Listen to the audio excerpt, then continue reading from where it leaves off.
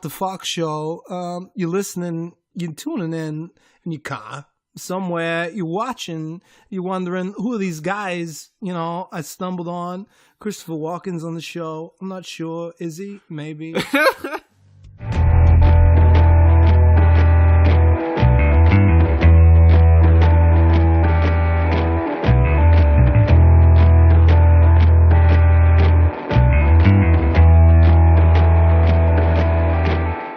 Hey, how the Falk are you? This is the What the Falk Show, Falk being a last name used in hopefully a witty way to not say a bad word in a comedic way. You're listening to the What the Falk Show on SoundCloud, iTunes, Stitcher, Pod Directory, all social media at my WTF show. To be honest, between the two of us, or between me and millions of us who's listening to right now through these satellite providers, I would say that I don't exactly know how I should intro every time, because for this show, I really just want to be able to have a conversation, because wherever you listen to right now, you got a lot of things going on in your Falcon life. Maybe you want to hear somebody ramble, and hopefully you learn something along the way. So in a show like this, What the Falk Show, if it's an interview with someone from a job or industry they have, you learn that kind of thing. Or right now on this episode, you learn about movies. Goals being movies you haven't seen, actors you never heard of, give you opportunities on those nights when you and your significant other or your friends are bored and need something to watch. That's what we want to do here on the What the Falk Show. I think your audience, I think they just don't want to be talked down to, bro. They just want to be spoken to. Yeah. So that's what I'm trying to do. Your intro, I think your intro's fine. I think everyone's going to be okay. So that's what I'm trying. A lot of people do. They get really like commentary with it, like, hello. Like, this isn't the Tonight Show or anything. Like, we're just talking right now. That's true. But I was going to introduce you, but you just came through. So we can't decide. You've been on the What the Falk Show a lot now. I'm at McNugget, at the What the Falk Show, at McNugget on Twitter, or Miguel. McNugget31. McNugget31 is the name you like to go through. Twitter. I don't think calling you an Andy Richter on the show at this point is right. I don't know if Ed McMahon you think is appropriate. I mean, I guess I'm not the announcer, because I would be the one announcing the intro to the show. You're still up there with me, but you're also not like, I'm a recurring guest. The paychecks aren't that just different. Won't leave. How about that? Leave. You asked me to come on one time, and then I decided to stay. So maybe it's like Wayne's World. Exactly. Okay. Or I'm like, half baked, the guy on the couch. It's just always there. Yeah. I'm like the guy on the couch. Okay. So that's what we have here on the What the Falk Show. At McNugget, I would ask you, your point of view, as we're gonna do some let's be honest, people who are listening right now, this is gonna be very dorky movie talk about a certain actor named Josh Brolin. You have seen him in everything recently. Thanos, obviously, everyone's seen it at least a few times. Avengers: Infinity War, awesome movie. And also Deadpool 2 coming up, and he's been in everything. So you might not know some things about him. He's the son of a famous actor, James Brolin. His biggest thing was probably Amityville Horror. Well, I'd say, wasn't he really big on the TV show of Stargate? James Brolin was in Stargate? Yeah, I think he was like the TV. He was on it forever. But for the younger, when he was young, it was Amityville, I think, was one of the bigger things. Oh, yeah, that's Big time horror movie, haunted house, obviously. Was he in any of those main big disaster movies? I don't. Well, all I know about him, it was Amityville, it was, like you said, Stargate, and then eventually he was huge because he married Barbara Streisand. Yeah. And she's huge, obviously, right? Oh, yeah. And remember when they came to Baco, there was a whole thing because they would go to Chateau Basque. Every time they were coming through LA or north, they'd always stop at Chateau Basque because we had some amazing bass places back home. That's Baco, awesome. And they had a really good pickled tongue, I guess, that they would come and enjoy and indulge in. One of our friends from back home he's one of the chefs there. Chateau Basque. So good job for that. But for the intro, so we know as we're doing more of these shows, we're going to talk Josh Brolin, do top 5 movies, do different categories, and really try to give a point of view. Yours is going to be different than mine, so. Like I said, people listening in their car, at work, at home, at this What the Falk Show with at McNugget and What the Falk, they really get information, okay, from people who really love it. So we would probably admit we've probably seen too many movies in our life. I mean, is there really too many movies? Well, maybe, but I think the thing for us is you and I would probably be having conversations like this anyway. Yeah. So we're like, we might as well record it. We think people like us would find it interesting. So I want to ask you, as being on the show and as you continue to be a bigger contributor, what is it that you want to get out of it? Like, what is it that you want someone listening to get out of this? Oh, man, you're putting me on some philosophical thought here. No, I mean, you know what? Honestly, I hope that your audience, what we could do for them is really just kind of, give them some light to certain movies or certain things that they may not have known about. And then they check it out. And if they enjoy it, I think we're doing a good job. I think we're bringing some, useless but fun facts. Yeah. That, you're probably not, if you're not a huge avid moviegoer, you're maybe not paying attention to it as much. But if we can just give you a little insight, that could help you out, and you can watch this movie and you're like, hey man, thanks for the recommendation. And I think that's what we're doing our job. It's like right. useless, unimportant, important facts. Exactly. That's perfect. About movies and TV shows. If you watch Infinity War, Spider-Man would love our show because he loves a lot of these movies, older movies, right? He does. He's a pop culture reference machine. Yeah. And if anything, it's about opening up the conversation, right? Yeah. Also. So that doesn't necessarily mean they agree with us or really think we know what we're talking about. Yeah. Maybe like, oh, I hate that movie. And we're like, oh, okay. And they give us recommendations. Yeah. So this is a show of people who love movies. That's going to be a lot of what the Folk Show is going to continue with that with Abby Nugget. I would be talking to him anyway about this. We might as well record it. Appreciate you taking the time to listen. So we're going to jump into Joshua Brolin. Mr. Josh Brolin. Son of James Brolin. He's on fire right now. I mean, he's been around for a while, so it's a good has. thing that he, finally starting to catch on. So I guess, okay. Maybe his older, rough demeanor really has helped his career. Older, rough demeanor. Actually, you know what we should do? I'm wondering if we should go top 5. We should start with the number 5 because my number 5 is like his earliest movie. Okay. As is mine, I think. Is it? Probably. That's a great intro. If it's his oldest movie. And it makes sense, okay, right? Okay, so why don't we do that, and then we can do branch So we're going to do top 5 each. We're going to go from 5 to 1. He's going to give his, I give my 5, he gives his, vice versa, all the way down to 1. And then eventually we'll get to best role, worst role / fit, best dialogue, best scene, most underrated, most overrated, talk about his future movies, all within the movies that we talked about. So a total of 10 movies, or if we, it could end up being 7 because we might have the same movie on our list.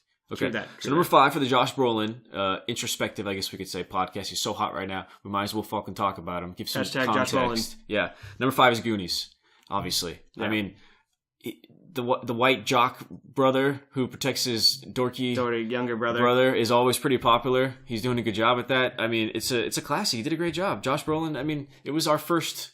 He was good. I mean, I'm not going to lie. Also on my list, number 5 is Goonies. Yeah, number 5 is Goonies. So, I mean, it's got to be on the list because I think as a child, that movie really was like our first foray into adventure flicks. Yeah, kids' adventure movies. Yeah, because it's like, it's funny because that's the rave right now. Yeah. Like Stranger Things, Exactly. It's all the kids or like the adventure. Yeah. Like, well, that's literally what we grew up on. Yeah. E.T., Goonies, like those were the adventure of kids against, the adults not believing in them and actually having a group step of up. misfits embarks on a quest that will not only challenge them as friends, but challenge them as human beings, right? Yeah, exactly. Like, that's like the tagline almost. So like Stranger Things is a great example. I think one good thing about Josh Brolin that I saw, and who knows, he could always just be a douche in real life.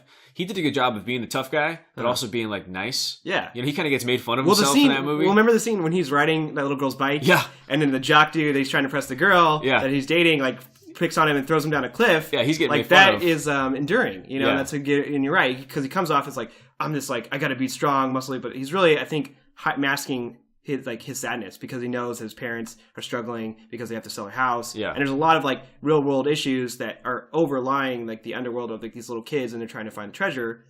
But it all is retrospect to like him trying to protect his younger brother in a sense. I think the theme we can get as we go down through his movies is at this time I don't know, but especially I had to think.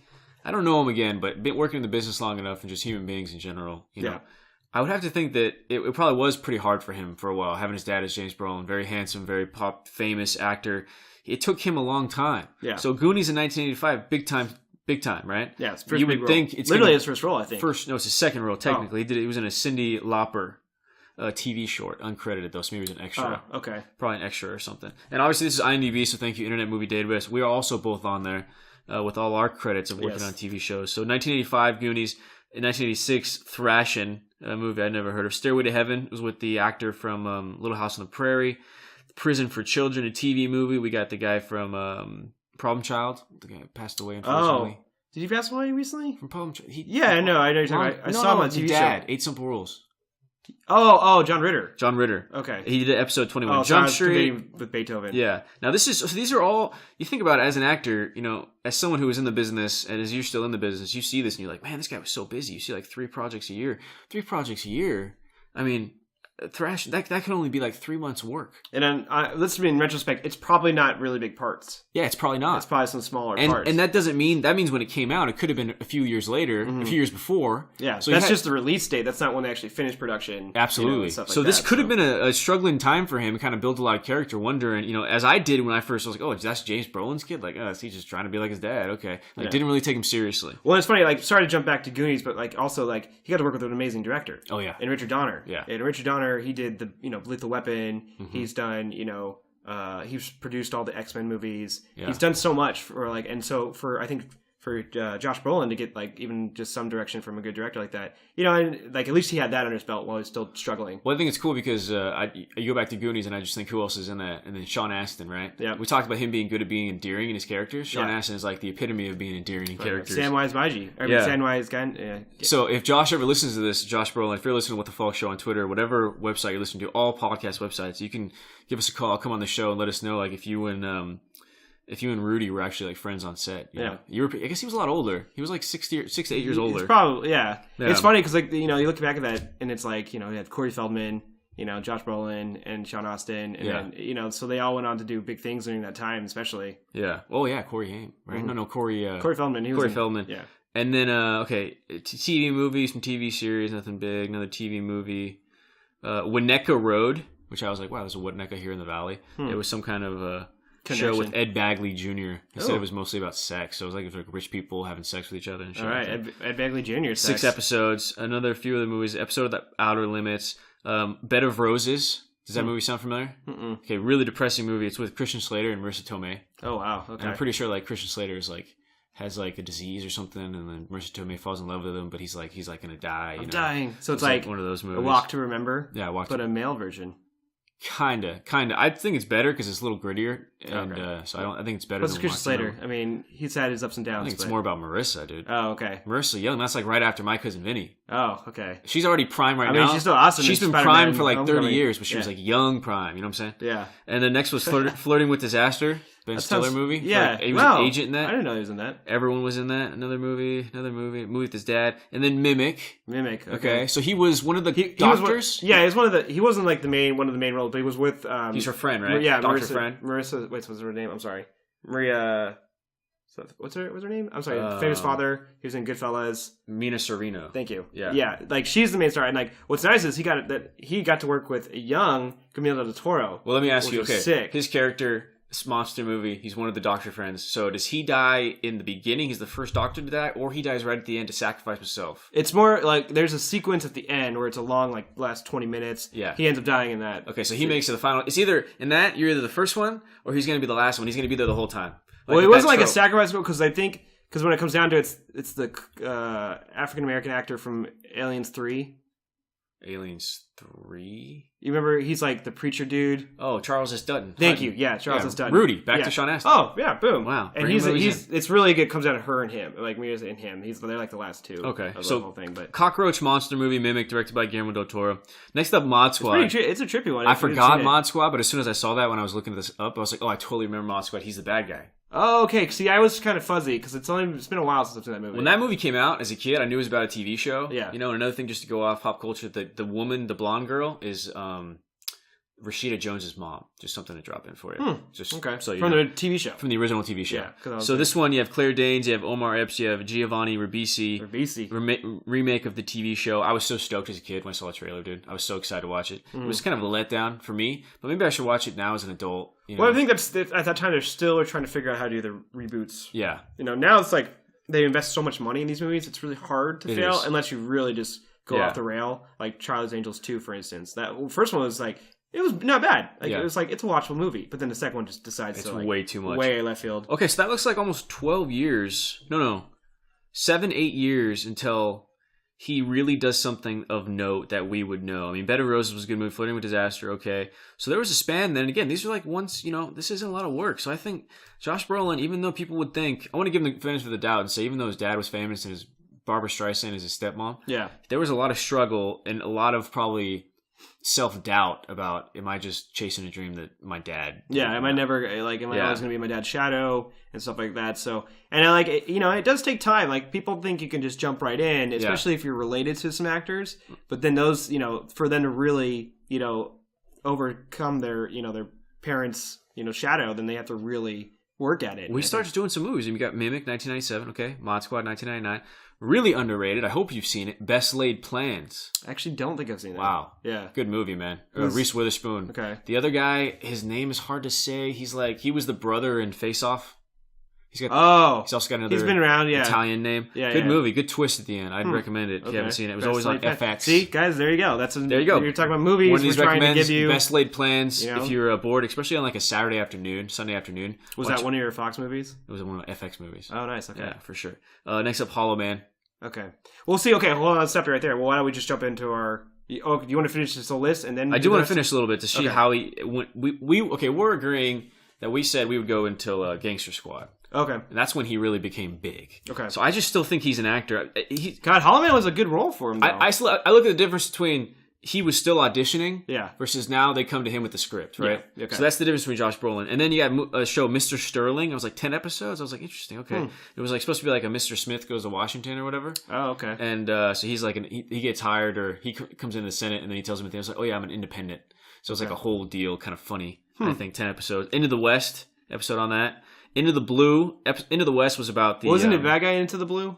Yeah. Into the Blue, the Jessica Alba, Paul Walker movie. Paul Walker. Yeah, basically the dramatic version of Fool's Gold. It's kind of the same thing. Because they were friends. Well, yeah, Josh Brolin, like, they're friends in the movie, and then he becomes a bad guy, I'm pretty sure. Right? Oh, okay. He knows him before. Oh, yeah. There's like an opening sequence. Yeah. And then that's how he becomes bad. So Into the Blue, 2005, Jessica Alba. We got... And then Grindhouse. Okay, so that's yeah. That's when he was starting to be. He was like cameoing things because he was big enough. And then that's when that's a good role for him because he was playing. I thought I was like, oh, he's embracing. He could possibly play a villain because let's go even back to Hollow Man. He was opposite. He was the good guy. He was the third lead in that movie. He was, and so that's a big step up. And then with Planet Terror, he was basically. He was like the fourth lead in that movie. I think the difference is too is that his name was on the poster at that point. Yeah, and he was a big character. Hollow Man, I don't think his name was on the poster. Yeah, I wouldn't say it was. Nah, it was. You totally because you probably had Elizabeth Shue, Kevin Bacon at the top, or maybe just Kevin Bacon, maybe in the bottom fine print. Yeah. But you're talking about like on the poster. Okay. So then you got No Country. Obviously, that was the big deal. That's we knew who he was, but that's when the rest of the world really. You got Planet Terror. So he is on fire. Yeah, Planet Terror, No Country. And then he starts knocking them off. And we'll finish this and we'll get to our top 5. And you got In the Valley of Allah, which was a movie I was so excited for, but the trailer was way better than the movie. That's starring Tommy Lee Jones, Charlize Theron. When they're trying to find Susan his son. Sarandon. Right. Yeah, he's trying to find his he plays an ex-vet trying to find his son who came back from Iraq, can't find him. A lot of good actors, very disappointing movie. I wouldn't recommend it. American Gangster, big time movie, Denzel. He plays the corrupt cop who always giving Russell Crowe a hard time. Yeah. And then we got the hair slick back, right? Yeah. We got Milk, which was probably his critical. Yeah, that's when it really because that got him the Oscar. He was the man that assassinated Harvey Milk. Yeah, then we got Wall Street, Money Never Sleeps. Basically, that's the role I kind of forget about. The sequel to Wall Street, basically playing the same character from Mod Squad, but in in the stock market, basically. But is he even really the bad guy in that movie? Because he just technically he's the antagonist. Yes. I guess, but I feel ultimately Michael Douglas is still the bad guy in that movie because he still corrupts Shia LaBeouf somehow. Does he? I thought he kind of had his back. I gotta watch it again. And then Jonah Hex. Okay, dude, Megan Fox, basically a dark castle, right? Comic book movie. We'll come. I'll definitely have words on that. Oh, later. Okay. Yeah. Sign that might appear later in the top 5. We got True Grit, 2010.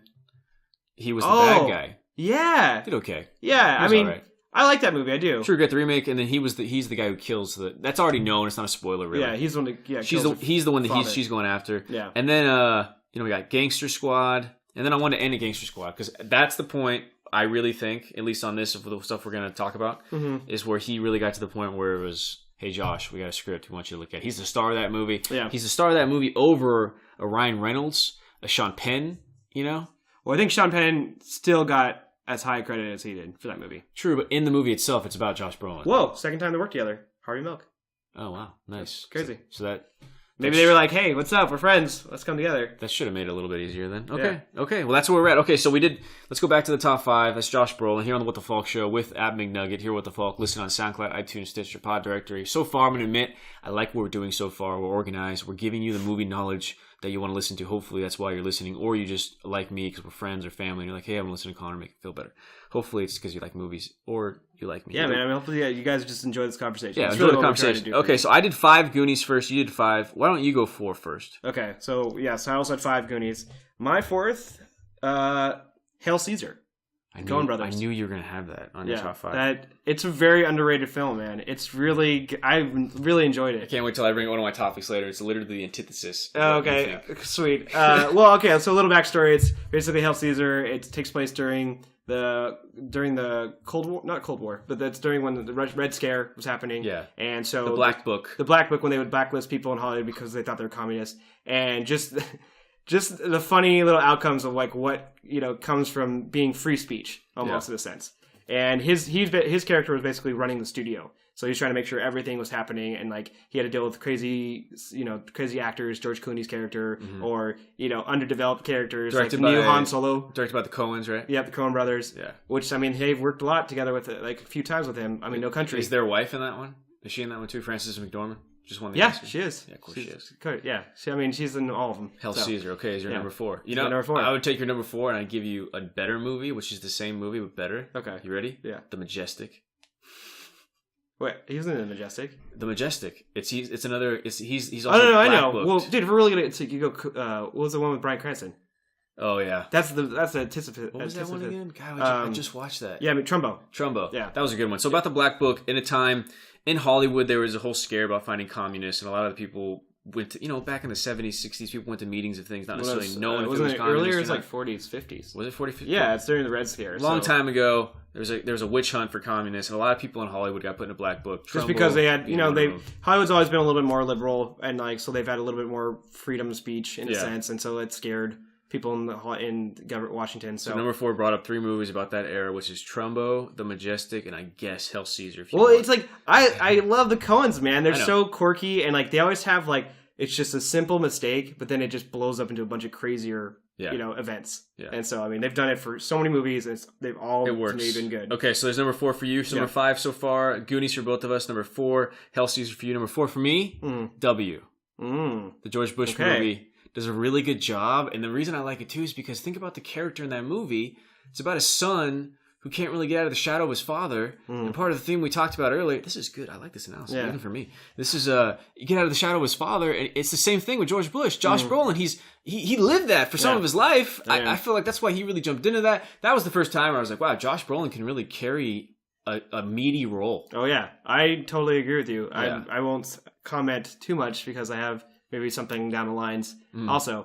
But I will say, like, for being an Oliver Stone movie, I like Oliver Stone. Don't get me wrong. He deserves like a preface before you say Oliver Stone being an Oliver Stone movie. He makes good movies. He does, but I mean, most of them, like even this one too, had it too. But a lot of his movies definitely have a lot of political undertone. Like a lot of like, I'm Oliver Stone. Here's my message. Blah blah blah. Here's what I feel. But I really do feel W is one of his most underrated and his better films. I mean, obviously Platoon, I think is his best of all time, but it's like that was such a good film. Well, it's a movie about a president, which could have easily been super super negative. Yeah, it really doesn't take that point of view. I think it was just good satire. It was just a very good satire. Exactly. It didn't paint him as an idiot. It kind of just painted him as more of you kind of felt for him because he was thrust into because he loved being the general manager of the Texans. He did. And then he just died. It was Rangers, sorry. Yeah. And his family is what really got him into politics. Yeah. So I don't think he ever really wanted to be. Based on a true story, which sounds interesting and sounds believable,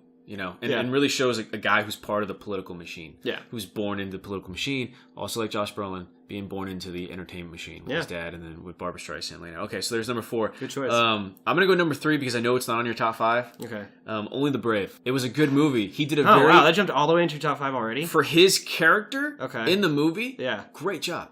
I mean, I didn't see it, but I know the story. Yeah. I've heard what happened. It's basically a group of firefighters who are working Well, it's a true story, right? Based on a true story. It's Arizona firefighters. Arizona, Nevada, I believe. Well, it's probably that region of that, yeah. You see the whole movie, it's not just about the passing away, which is obviously tragic, and for everything they did for us, it's hard. It's a very tear-jerking movie, but it's very good. And he did such a good job as the captain of all these men, really good actors. You have Jennifer Connelly's in it, Jeff Bridges is in it. But it's not just all about the tragedy. You see how, as a fire group, they were trying to move up in their rating so they could do more on their own. Yeah. Because when they start off, they're like kind of more down in levels. Okay. And they said they have to go up to be like the head crew to not get bothered on. Well, the jumpers, right? They're jumpers. Kinda. There's a lot of verbiage that I don't know. I know my dad would love it. It was a very visually stunning movie. Okay. But he did a very good job as this guy who also, again, was flawed. Like, wasn't always good playing by the rules and authority, and that's kind of why it took him so long to get his team up. Yeah. Jeff Bridges is helping him out. He loves these guys. He loves his wife. Like, and that relationship, me in a relationship at this point, kind of I can find similarities of the way they talk to each other. So a very human movie. Okay. One of those movies you're like, fuck, like there's people I know that I could know that have gone through this and would understand something like this. So I mean, I had a friend back in the maybe a few over 10 years ago now that was training to become a firefighter. Yeah. And I hope he made it his dream. But yeah, it's a dangerous job. And it's and yeah, that's kind of like why I haven't picked this movie up yet. Is just because I know what I'm going to watch, and I know it's going to feel a little too real in a sense. That's like, okay, well, if I want to watch a movie where I know I'm going to get sad and cry, then I'm going to watch. There's scenes that are so good because there's scenes where I like in movies where with the music and just the facial expressions of so many actors in a scene, there's no dialogue, but yet you everything feel it. they're you saying. You can feel they're and what they're saying to you is far more than just a page of a script. Okay, yeah. It's telling you a lot. And for me, when I talk to you about movies and TV shows sometimes, I'm always thinking like, okay, I haven't really seen that before. Because I've seen so many movies and TV shows. I'm looking for certain situations that I haven't actually been touched on for me in my mind or my heart. I'm like, wow, it's really interesting. Like that's... I get this. Yeah. I get the way the characters are feeling right now. So, Only the Brave, Josh Brolin did a great job in it. I recommend it as well. That's number 3 on my top 5, Josh Brolin. Number 3 for you. Excuse me. My number 3, a lot of people didn't like it, but I did. Men in Black 3. I thought he does if we're saying his role specifically, I think he does a great job mimicking Tommy Lee Jones. Like, spot on. Like, he nails just the mannerisms, the smile, the delivery of his lines. Yeah. And I enjoyed that of all. Like, I would say it's like right up there with number 1 for me. I think it was just as enjoyable as the first one. Overrated a little bit, a little preachy. I gotta be honest. Well, I mean, what do you mean by preachy? I'm not a big fan of the Men in Black movies in general, though. Okay, well, so I guess I like them. I mean, I don't like the second one as much, but I like that. But I like sci-fi and I like goofy. So Men in Black for you, does it go 1, 3, 2? Yeah, pretty much. Okay. 1, 3, 2. Probably the majority of people would say that too. Yeah, because I mean, the first one you can't ultimately say like that's the better one. Yeah. I mean, Barry Sonnenfeld, director of it. He's done a lot of good comedies recently and stuff like that. I just think for the fact that movie went through so much turmoil behind the scenes, I think they actually came out with a pretty well product. What was the turmoil? Because it just continued reshoots? Like reshoots, rewrites, and it was all real Will Smith. This was never any... Well, he never wanted to come back. Yeah, I really didn't. And then they paid him a lot of money, and they gave him all these, he's the one, they gave him like a 3-story trailer that blocked the sun out on a certain street in New York when they were filming for like 3 months. Yeah. So people didn't get to see the sun, and Will Smith went with content rewrites and stuff. So I think for all what that went through, it came out with a pretty good product. So was it good, or were you just had such low expectations you were surprised? I mean, that's pretty fair to say, because, I mean, after the second one, I was really let down over the whole, franchise. Presentation of it, and, I was like, okay, well, what are they going to do? And then I do, it was really cool to see it, how it initially started. Like, they showed the MIB, how they started. Yeah. And with Josh Brolin playing K, I think it was hilarious, because it was just a nice transition, because Will Smith does work really well off Tommy Lee Jones. I mean, Tommy Lee Jones is a legend, so it's really hard to not... screwed it up, but then I thought when those two played those characters, it really did a good job. I was like, oh wow, they really matched their comedic humor and timing without skipping a beat. I'm surprised that was even on your list. I didn't even think of that as one of his better movies, Well, I mean, you're saying what I believe and I thought he did a great, I enjoyed him in that movie. Yeah. I mean, I didn't see Into the Brave, so I can't, that wouldn't be one of the ones I put on the list. Okay, so far that's 5 Goonies for you, 4 was Hail Caesar, 3 was Men in Black 3. Yep. Okay. And for me, it's been Goonies, W, Only the Brave, number 3. And number 2, I would say, oh, what's up? I was acting. Watch out, Josh Brolin. I'm going to take your job because Men in Black 3 is my number 2. That movie's awesome. Wow. See? What? That was good acting, right? That was pretty good. I didn't go too overboard. Yeah. I wanted to set it up. That movie's fucking great. Okay. He did a great job. There you go. Movie. See? I told you. That movie, for me, Men in Black 1 is okay. 2 is shit. Rosario Dawson doesn't do a bad job, actually. Well, I feel what they did wrong was cast Laura Flynn Boyle and Johnny Knoxville. Yeah. Those two pair people, they should have cast somebody else. But 3, it became more of a movie instead of just comedy. Yeah. It's like sci-fi out there comedy, which isn't always me. And the scene, I just remember the scene where he talks to little Jay after he's like, that was a great scene. He has the toy and everything. Yeah. And then he's like, you realize like, holy shit, Will Smith had a dad the whole time. This is why he was watching over him and cares about him so much. Yeah, I love Men in Black 3. It's one of those things. That's why I wanted to ask you. I didn't think it was going to be on your list. I was so surprised about the all the reshoots and everything. Like Will Smith almost at one point was like, I'm leaving. I'm not even going to do this until you fix the script. So it was so it was really good. Emma Thompson does a great job. I love the thing about when they do time travel and you have to drink chocolate milk. Oh yeah, I thought that was funny. And Josh Brolin does such a good Tommy Lee Jones, man. But they did work together on No Country, so they had hours on set or just in between time talking to him. Great movie. So they probably, they already. That's what's cool. It's like it seems like he's worked with several actors a few times, so maybe it's been more comfortable for Josh Brolin to do what he needs to do. Yeah. And so learning from Tommy Lee Jones. Great heart, and I still, to me, I like it far more than I liked Men in Black 1. Really, but I still think Men in Black 1 is better than Men in Black 2. Yeah, I agree with you that. I mean, okay, is it just because you think that the story was more of an actual story than the Men in Black 1? It's more of a movie. Yeah, because Men in Black 1 is more of like, we could say like action comedy. Comedy, it's different. It's a little weird. It's weirder. And I think that by the casting, I think of that. Like Linda Fiorentino, who plays the main girl. She was always kind of odd. She was an odd choice. I mean, she had ER going for her. The wife of the bad guy, or the wife of the body of the bad guy who he takes it over Vincent the cockroach D'Onofrio, guy. right? Vincent D'Onofrio, yeah. The funniest thing from Men in Black 1 I would get for me is when he shoots a small gun, right? Yeah. But then more importantly, noisy cricket. There's a meme that goes out there, and it's of Vincent D'Onofrio walking in the body. Remember how he walks? Yeah. And it was like how you walk after leg day. And after doing a lot of leg days recently, I was like, that's hilarious because that's exactly how it is. So that's what I got from Men in Black. But yeah, Men in Black 3 is my number 2. I switched it up. The people listening out there, do some acting. You didn't know. I honestly really disliked it. I'm sitting here that in movie. the studio and I'm like, hey, he's seeing the facial impressions and all those things. I was trying to play him on that. So Men in Black 3, watch that if you haven't seen it, and watch like a YouTube how-to of 1 and 2, and then watch the actual movie of Men in Black 3. That's what I would say. Yeah, maybe just 1, 3, pass on 2.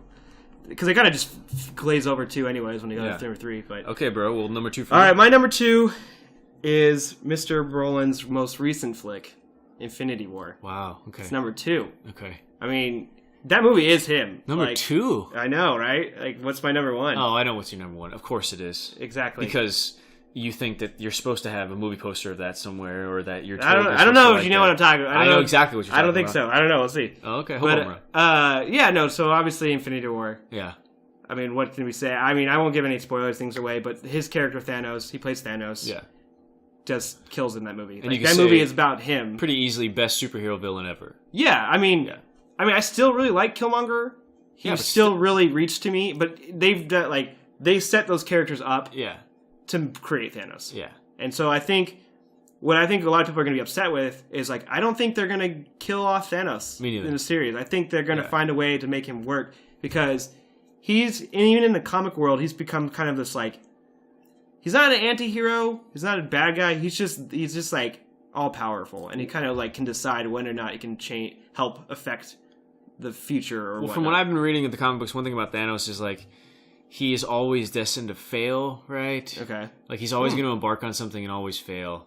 Interesting. And so he's just good tragic character. He's kind of he is a tragedy of many things. He always thinks that he's doing the right thing. Yeah. He's never trying to just hurt people for hurting people's sake. You know, it's not an ego thing necessarily. Which I do like how they changed it because in the comic in the early days he was just crazy. Oh, he was just crazy. He just murdered people. He did. Yeah. Because he was obsessed with death's quota because he was in love with death. And he murdered people because he didn't feel he belonged because he was a Titan, right? Who for a long time had a physical disfigurement. Yeah, exactly. He was born because people on Titan they're called they're Titans, and then certain people are born with a certain genetic defect, and that's what he got. Very few amount though. Most people look like us. Exactly. Humans. They look like humans, but I like what Marvel done, and I think Josh Brolin's done a good job making you empathize with the character. Yeah, you think he's just going to be this evil,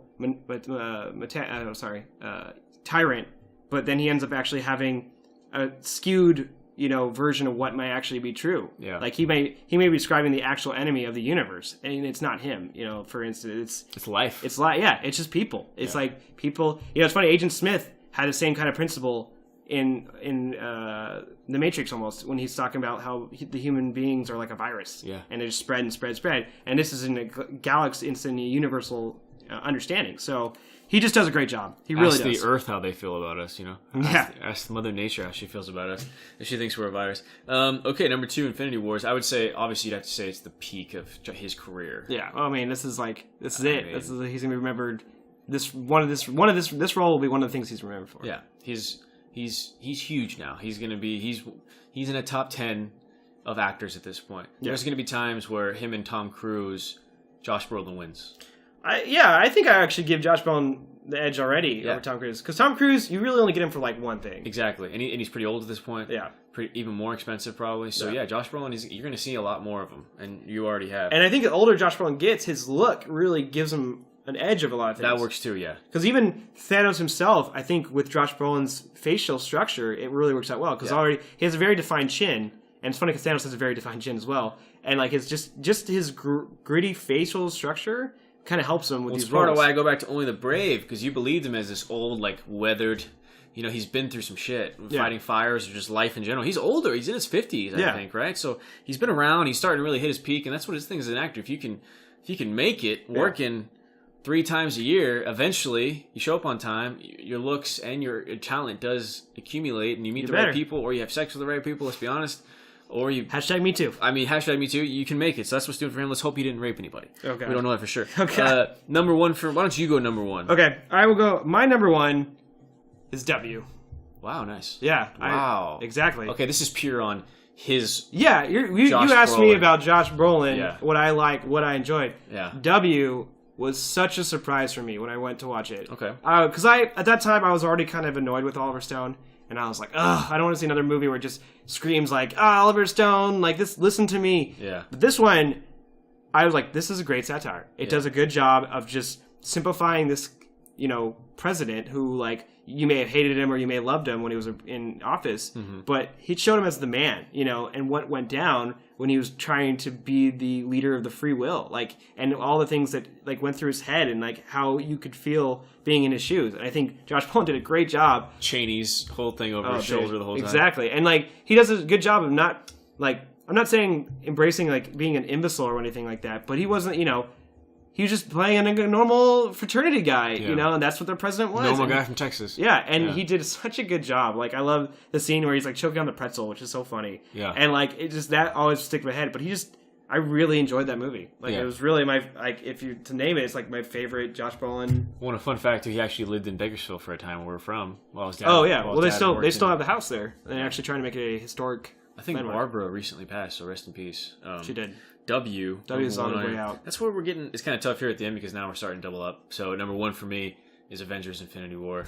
I figured. I mean, it was the best bad guy in any superhero movie I've ever seen, man. The CGI, the way it worked with, you could like see veins, and I just see sweat. Josh Brolin, I don't want to do disservice to any other motion capture people, especially not Andy Serkis. They haven't changed. Andy Serkis, like, he changed the game. Been changing the game, absolutely. But I think Josh Brolin did a great job of really making me feel like he didn't even recognize the difference of his acting, all the things on his face. It just seemed like he was really, I bought Thanos. I hate it when I have villains that the CGI, I don't take them as real people. I bought into Thanos' character and his feelings, and there's times in the movie where he is still right about some things. Yeah. You can go about it differently. Definitely a lot better way to probably go about it. Yeah, but fundamentally, to really logical way of looking at it is like, okay, well, logically, sure, what you're saying does have precedent. Logically, sure, yes, the numbers do point out what you're saying, but we're human beings. And he had the evidence to back up what he was saying. He's like, look, I tried to warn him. Now the planet's destroyed. He did have the evidence. What do you want me to do? Yeah. So it's tough because Avengers: Infinity War, I have to watch it again. But in terms of what I got from what I expected, I mean, it's got to be, it's top 3. Of Marvel films? Of superhero movies. Oh, yeah. I'm deciding now with Infinity War. So it's like Logan, Dark Knight, and Infinity Wars? Logan. Fuck. It's top 5. The thing for me that I'm where I'm at, it's not better than Batman Begins. Batman Begins will always hold a special place for me. I can't say it over that. But for me, that and Dark Knight are a toss-up. Okay. But both amazing. Both top 5. Yeah. But a toss-up. So that's they're like huge. They're on the same. It's like on a, so it's like Logan, Cap 2, Batman Begins, or Logan, Batman Begins, Cap 2. Those 3, The Dark Knight, and then I think Infinity War. Well, that runs like a top 5. I mean, it's very strong superhero top 5. Yeah, so I thought it was amazing. I thought he was the reason why. He's the star of that movie. Yeah. I don't want to tell people to pay money to see things 3 times. They already make enough money. They don't I mean, need they any reached more. $1 billion in 10 days. But I know, it is worth watching. I mean, again. I've seen it twice already, and I'm seeing it a third time as well. So And it's worth watching in theater too. So I'd really say you guys should give it IMAX a chance. IMAX, like just watching it on that epic scale. yeah. Woo! It's pretty awesome. Okay, so that was top 5 for me, Josh Brolin. We're going through it. 5 Goonies, 4 W, 3 Only the Brave, 2 Men in Black 3, 1 Infinity War. Your top 5 was what? Number 5 was Goonies. Number 4 was Hail Caesar. Number 3 was Mission Men in Black 3. Number 2 was Infinity War, and number 1 was W. Okay. We actually shared a lot of similar movies on our list. We did, yeah. We reorganized them. And we're going to best role, okay, of those 5, of any of his movies, real quick. Okay, so these are kind of what we're going down to stats. We're just continue to fill out that fantasy football in terms of fantasy watching movies. So best role for me, Thanos. It's pretty easy. Best role for you? Yeah, this is a tough one for me, but I mean, like really looking at it, it came down to either W or Thanos, and I just think Thanos will be whatever he'll always have that. I guess it makes sense that it would be our number ones would be best role, right? Yeah. So worst role / fit. Okay. Okay. I was thinking about this one. I did have it on my list. It doesn't have to be a top 5. Mine is no, not. I know. I think Gangsta Squad. I don't know. Like, wow, that's a great pick, actually. Because like that movie itself, yeah, should have been so much better. Yeah, you're right. And I think Josh Brolin did as best he could. Yeah, but then I think he overcompensated on that role. Would you say? I would think that Josh Brolin at that time, maybe it was, he could lead a cop movie like that. Yeah. I think he could, but not in that time. I agree that it was like 1930s, 40s, 50s, right? Right after World War II, I think, or World War I or II when they came back. Yeah. And I agree. I think maybe that movie would have even worked better if it wasn't so, because that movie itself is so almost comic booky in itself. Yeah. Like if they would have did more, maybe like. Did you ever play the game Rockstar's? L.A. Noire. L.A. Noire? No, I never did. Okay, so that's a very... But you want better like L.A. Confidential. Yeah, there you go. Sorry. So you want that L.A. Noire feeling. But you don't get it. Gangsta Squad tries to be an action movie first. Yeah. And I think that really ruined the movie. And then he like overcompensated. Like, I'm this tough sergeant that can't get out of the war. Yeah, I will not take a cut. Yeah, I will not take it. I think the thing with them is they relied too heavily on, hey, this is a post-World War II movie. Mm-hmm. Buy into the time. Yeah. And now we're giving you like that kind of movie, which is a little too much. I mean, I thought Ryan Gosling did okay job. He ends up being the best in that. Yeah, he does a good job in that era. So that's worst role fit for you would be Gangster Squad. I can agree with that. It makes me rethink mine, actually. Worst role fit for me is Old Boy. Oh, man. I want to watch that. I haven't seen it yet. Okay. Have you seen it? I have. Okay, well, then I want to ask you this, because have you seen the original Old Boy? Of course. Okay. How does that differ? How do you feel about that? There's some endings that are different a little bit. Not like main things, but some little bit of different things. Well, I mean, the original. It's not really a spoiler because it's been out for so long. So, like, is he sleeping with his daughter, or did they change that? He's with his daughter. Okay, so that. But at the end of the first one, what does he do at the end? In the original? Yeah. He cuts his tongue out. No, he cuts the dude's. And then what does he do? And then he says they can alter her mind that she doesn't really know, but he knows. But what does he do? Where does he go? They go to the forest and they live together. Okay. Yeah. And in the new one, he goes back to the room at the end. Oh, to be locked away forever? Yeah. Yeah. So I'm not a big fan of that. Best dialogue, I don't want to go again, but I'm saying Infinity War, blah, blah. Best scene for me, end of Men in Black 3.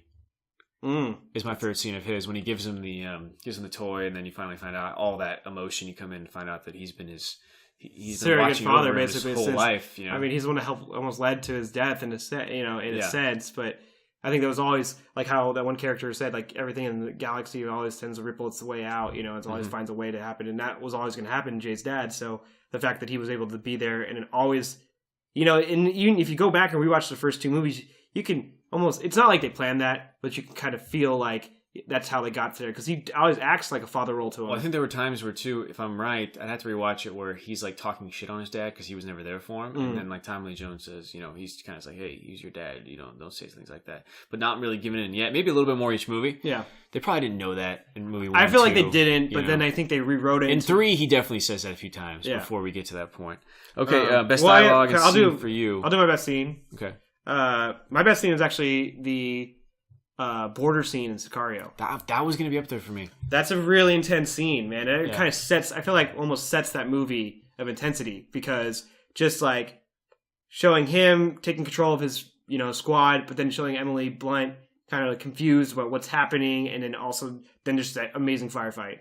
So do you mean before or after, when Emily Blunt says she's going to talk, and then he has to like pin her down and tell her what's up? No, not that part. I'm talking about when she's first becoming, like, she first gets assigned to the team, and she's going over the border, and they're like, oh, like there's something wrong with that car, and they all get out and they surround the car, and it's like a really tense scene, and then they shoot the dude, and then, he's not really. I mean, I get that's your best scene, but that's like a best scene of all the actors involved. Well, yeah, I mean, it's a good scene of his. He's not even like. There's not even a scene of him like straight into the camera. Yeah, there is. He's like gun barrel down, and they get a good shot of him going up, and he's the one talking to the people in the car. No, he's not. It's Benicio. Oh shoot! And then Benicio's the guy who shoots through the window. Well, they all shoot through the window. They all take him out at the same time. But okay, fine. Awesome scene. I'm just saying it wasn't. Break down my scene. I'm sorry. Okay, your scene was better than M. 3. Mine was an easy one. Yours, you went into it. You used the actors around him, which is smart. All I had was some little kid actor. Who knows what happened to that guy? Most underrated for you. Who is most underrated movie? Jonah Hex. Nice. That makes sense. Okay. It's not. Let's just throw it out in there. It's not a great movie. No. Like, it's not really. I mean, they do what they can for pretty. I mean, the script was written by the guy that wrote Crank and Ghost Rider 2 and Gamer, so it's like that kind of level of what you're getting entertainment wise. But besides that, he does a great job in that movie. So this anti-comic book hero who dies in the Civil War. Well, no, okay, so he's a DC comic book hero. Mm-hmm. Basically, his family is murdered by his greatest nemesis, and then he has like an Apache god come through him and keep him alive because they think they kill him. He gets branded on his face, which then scars his face, which gives him this like crazy looking face, and then he ends up basically becoming like the Punisher of like the old days. Nice. So it's basically Darkman in the 1800s. Yeah. Right? If people get Darkman. Basically. If the Darkman, a Liam Neeson movie directed by Sam Raimi. Woo! Also Francis McDormand, which connects to the Ethan Coen thing we were talking about. Darkman, solid movie. Liam Neeson, another superhero-like movie. They ended up making 3 of them. Yep. Liam Neeson is only in one of them. That could be a whole other podcast. I used to love Darkman. One thing I would say about that is the underrated with Jonah Hex, Megan Fox at her peak before all the plastic and surgery. she actually doesn't do a bad job in that movie. She doesn't. She's actually pretty... And then you have Michael smart. Fassbender. That's what I was going to say. As one of the bad guys. Underrated. Michael Fassbender as the dog. Yeah, and then you have John Malkovich, who does a good job as the bad guy. John Malkovich, yeah. So it's like the cast is actually not bad. It's just like, man, you could have really done this differently. And there's some pretty cool scenes in that movie too, where it's like, you've seen worse movies than Jonah Hex. Oh yeah, for sure, especially in like the DC world. Okay, and then my underrated was Into the Blue, because I thought he was a good bad guy. Because he knows him, he's like, look, I don't want to have to do this, but I got to do this. Basically, Into the Blue, it's like Jessica Alba, Paul Walker, 2 attractive surfer people who get caught up in like finding drugs. That Josh Brolin works for a drug cartel, and then they're fighting, and I have to use the water in my 6-pack. Gotta surf, man. It really is much of a, hey, we're beautiful people, watch us fight crime. Underrated. I mean, like Sicario is amazing, but I couldn't say it's underrated. Well, I thought that was your underrated, wasn't it? Sicario? No, Blue. Into the Blue, but I'm saying like you. Oh, Sicario's good, man. Sicario is just a great movie. Yeah, it's really. So it's not underrated, but in terms of underrated, Into the Blue, overrated. Happy to say, Hell Caesar. Not a fan of that movie. Oh man, I didn't. That was gonna go my worst role. I just don't think he did a good job in that role. I don't. Really? I don't think the studio execs at that time were exactly like that. I don't think they would have survived. I don't want to get too into it with the. But I think, didn't he have like a little bit mysterious, like, didn't he have a gangster background? I thought that's what he did. That's why he had that mentality if he can handle all this stuff. Because I think he wasn't alive then, but from what I've seen, a lot of those were not gangsters. I mean, they were men who took advantage and used their leverage on people, like everyone has in Hollywood all these years, and did some bad things, but not like. More scary from intimidation of what they could do to someone's career, not intimidation of I'm going to physically hurt you. Yeah, I don't think he had that. I don't think he gave that off in that movie either. I don't think he gave off his. I thought he did a little bit. He was all in your face. Yeah, true. Could have found somebody better. Is all I'm saying. Interesting. I think. Who would you cast then as a Coen brother? Because you have to think it's an Coen brother mindset. So you want a kind of character that comes off as like upfront strong, but also may show tendencies to be like a little weak. Yes, insecure. Exactly. Perfect. I'm glad you asked because I watched a movie called Suburbicon. So Matt Damon? Yes. That movie's terrible. He's also, thanks for picking up big water while we're filming this. Sorry. He's also a Coen friend, Coen's produced that too, so Matt Damon's already in the family. Well, I'll say this right now about that movie. It was originally written by the Coen brothers back in the 80s, but then they decided to scrap the script and then George Clooney picked it up and just totally like ran the PC flag all over it, and then it made it a little bit too like pretentious, guys. It's a little too pretentious. It was whatever. I mean, it was a library movie, so it was free, so I didn't really take a lot from it. So you're most overrated. American Gangster. Yeah, I get that. Yeah, and not just because of him, but it would just be that or Gangster Squad. Right? Just I mean, for me, okay, American Gangster, Ridley Scott. You know, you got Denzel Washington, you got Russell Crowe. You know, they're both at the height of their peak and whatever. And I mean, the idea was good. It's just the delivery of the movie itself, I thought was a bit boring. And like, you have so many good actors that you could have utilized a little bit better. Totally. And then, a lot of good actors. Like, you have Idris Elba before he blows up. You got Cuba Gooding Jr. You know, all these like really good actors. T-Pain. T-Pain's in that? Oh yeah, he is. He's a baseball player. Yeah. Prince Drug. But yeah, I don't know. I never got me. Okay. That movie itself never got me. Never got you. I get that. Okay. I mean, well, that's kind of the wrapping up the Josh Brolin episode. We talked about our top 5 movies. We did best role, worst fit, best dialogue, best scene. We didn't talk about overrated, Hollow Man, dude. I'm surprised that nobody talked about Hollow Man. Hollow Man, I was a little disappointed when I watched it. I was excited for the trailers, and as a kid, I watched it, and I was like, okay. Were you more excited about the part where he like spying on the woman, kind of taking off class? That was a tough thing for me as a kid, because I was like, That's where his moral clock was like feelings, like whether would I do that or not? You know, like anybody could who's listening to that. Dude, yeah, we're just human beings. I'm just saying. I mean, it was a fun watch, but yeah, I get you. It was at the time where like those kind of like scientist disaster movies. Kind of done with Elizabeth Shue. By okay. that point too, I think I watched The Saint too much. Oh, nice, good movie though. Val Kilmer movie, Elizabeth Shue. He basically plays like a MacGyver superhero, who's like finding ways and stealing from the rich and giving to himself. Yeah, and had a lot of disguises and stuff. It was good. I like it.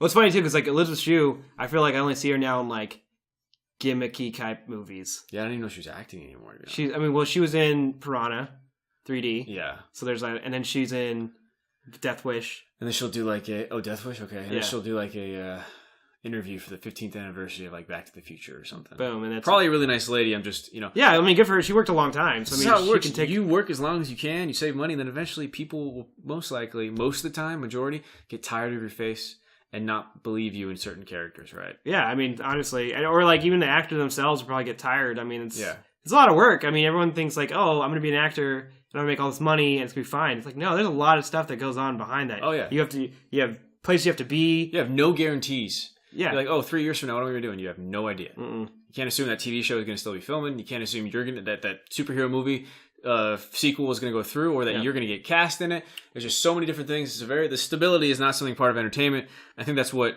Josh Brolin really had to deal with. I think that's why he's been a good actor. Yeah, stuck it out. He stuck it out. He's kind of been a rock. He's been emotional. He's been tough. He's believable in terms of being kind of like an endearing character. So far, he could be a douche. I don't know. Last Diane Lane, I think they're together, or she's his ex or something. So, ooh, that's interesting. Congratulations to Josh Brolin for a long time. Diane Lane. Thanks for listening. SoundCloud, iTunes, Stitcher, Pod, direct to my parents' phone. I would say if you listen to this, if you could let us know things that you like, things that you didn't, trying to find very formatical. That's not a word. Good format. Format, just good. I guess it's just that. What's the plural of formatting? Yeah. Good formatting of the show exactly to give you, because people who are listening, who are liking it, are big time movie fans, are interested in learning about past movies or history and context of actors, and that's what we're giving here on the What the Folk Show. At McNugget, Miguel, anything you want to say goodbye? No, thank you guys. I mean, appreciate you guys listening, and we just want to hear back so we can, improve the show for you. And what's your Twitter? It's MigNugget31. Mig, M-I-G. Yep. Like a little McNugget, so he likes McDonald's. So a lot of people like McDonald's. You have that in common. You can find me on SoundCloud, iTunes, Stitcher, all those, podcast directory, every one of those, at my WTF show on all social media.